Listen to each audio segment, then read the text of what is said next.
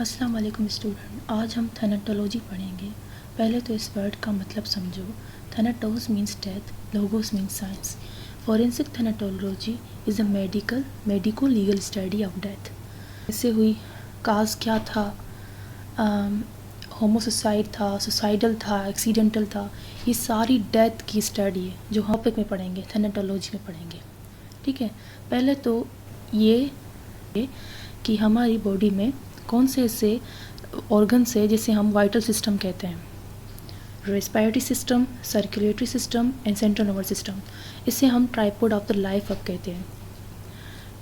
Life के 3 system, CNS, circulation and respiration, इन तीनों को हम ट्राइपोड ऑफ लाइफ भी कहते हैं।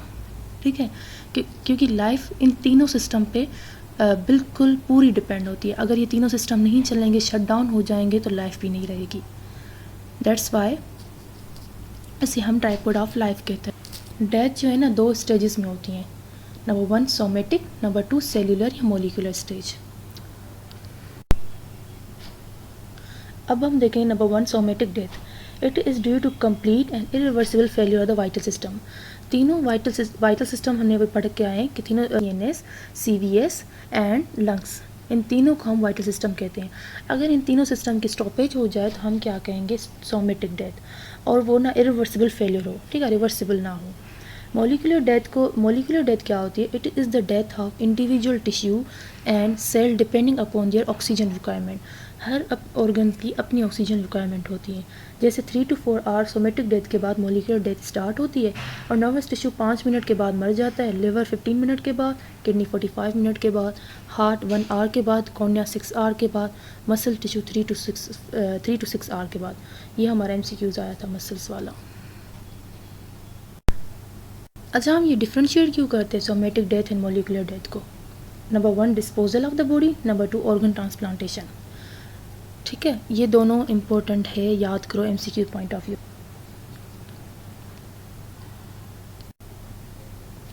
अब ये देखो, इसमें आप लोगों को क्या नज़र आ रहा है? CPR कर रहा है। तो ये इसे हम अब पढ़ेंगे सस्पेंडेड एनिमेशन। सस्पेंडेड एनिमेशन में क्या होता है, वाइटल फंक्शन होते हैं हमारी बॉडी के, जैसे हार्ट बीट हो गई, BP हो गया, वो इतनी लो पिच में होते हैं कि वो हम डिटेक्ट नहीं कर पाते, जैसे routine method of the clinical examination में, ऑस्कल्टेट में। ठीक है, person is not really dead, last for few second या फ्यू मिनट तक वो ये रहता है। ठीक है, सम आर रिकवर, CPR करके रिकवर होते हैं, कोई सम आर डाई। ठीक है, टाइप्स वॉलेंट्री और involuntary. Sufi saint yogis means कि सूफी सेंट योगीज़ में कई ऐसे लोग भी गुजरे हैं जो स्पिरिचुअल प्रैक्टिस जैसे मेडिटेशन या तपस्या के ज़रिए अपने बदन को कंट्रोल हासिल कर लेते थे कि वो लंबे वक्त तक सांस लिए या बिना हरकत के रह सकते थे। इसे ही वॉलेंट्री सस्पेंडेड एनिमेशन कहा जाता है। ठीक है, इसे वो वॉलेंट्री मतलब अपनी सांस को रोक सकते थे, इसे हम वॉलेंट्री सस्पेंडेड एनिमेशन कहते हैं। इसमें बहुत ज़्यादा लो पिच होती है, हार्ट बीट की, ब्रीथिंग की। Involuntary drowning in newborn, electric shock, heat stroke, typhoid fever, overdose of barbiturate, opioid shock, ये जो सारी चीज़ें ना इनवॉलेंट्री, इन केसेस में ना सस्पेंडेड एनिमेशन होता है। अगर टाइमली हम ट्रीटमेंट दें, टाइमली CPR करें तो बंदा बच सकता है। सर्टिफिकेट कभी नहीं देंगे तब तक जब तक हम ECG EEG रिकॉर्ड ना करें। विदाउट ECG EEG रिकॉर्ड के बिना हम डेथ सर्टिफिकेट इशू नहीं करते। अब मोड ऑफ डेथ क्या है, कौन से सिस्टम इन्वॉल्व है? लाइक कोमा, ब्रेन फंक्शन के फेलियर की वजह से कोमा हो, डेथ हो। सिनकपी, हार्ट फंक्शन की फेलियर की वजह से। Asphyxia, failure of the respiratory function. इन तीनों सिस्टम जैसे उनके अलग अलग, जैसे ब्रेन फंक्शन के फेलियर को हम कोमा कहेंगे, हार्ट फंक्शन के फेलियर को हम सिनकपी कहेंगे, रेस्पिरेटरी फंक्शन को हम एस्फेक्सिया कहेंगे। अगर तीनों सिस्टम में अगर डेथ हो रही है तो हम कहेंगे coma due to meningitis, syncope due to haemorrhage, asphyxia due to hanging something. तो हम डेथ सर्टिफिकेट में हम ये तीनों सिस्टम लिखेंगे। हम सिर्फ ये नहीं लिखेंगे कोमा की वजह से डेथ हुई, सिनकपी की वजह से डेथ हुई, एस्फेक्सिया की वजह से डेथ हो गई।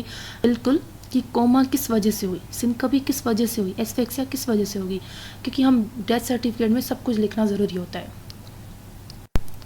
अब काज ऑफ डेथ देखेंगे कि काज ऑफ डेथ कैसे हो सकती है, डेथ कैसे हो सकती है। यहाँ तो कोई इंजरी हो, क्रोनिक कोई डिजीज़ हो या कोई इंजरी हो। ठीक है, डिजीज़ इंजरी जो है ना, इसमें जो डेथ जो है ना डिले हो सकती है। परफोरेटेड ड्यूडिनल अल्सर में 10 डेज के बाद डेथ होगी। काज क्या होगा, पेरिटोनाइटिस होगा। प्रॉक्सिमेट काज ऑफ डेथ और इमीडिएट काज ऑफ डेथ। ठीक है, प्रॉक्सिमेट काज ऑफ डेथ की वजह से ही इमीडिएट काज ऑफ डेथ हुई। जैसे रोड एक्सीडेंट हुआ, फीमर फ्रैक्चर हुआ और इमीडिएट काज ऑफ डेथ क्या बना, एम्बोलिज्म बना। बेड रेस्ट हुआ, एम्बोलिज्म की वजह से, पल्मोनरी एम्बोलिज्म की वजह से डेथ हो गई बंदे की। तो इमीडिएट काज ऑफ डेथ क्या हुआ, पल्मोनरी एम्बोलिज्म, और प्रॉक्सिमेट काज ऑफ डेथ क्या हुआ, road traffic accident. Mechanism of death हम देखेंगे फिजिकल, पैथोलॉजिकल, बायोकेमिकल डिस्टर्बेंस की वजह से डेथ का काज बनी। अच्छा, मैकेनिज्म ऑफ डेथ का मतलब है कि बंदा फिजिकली कैसे मरा, ठीक है।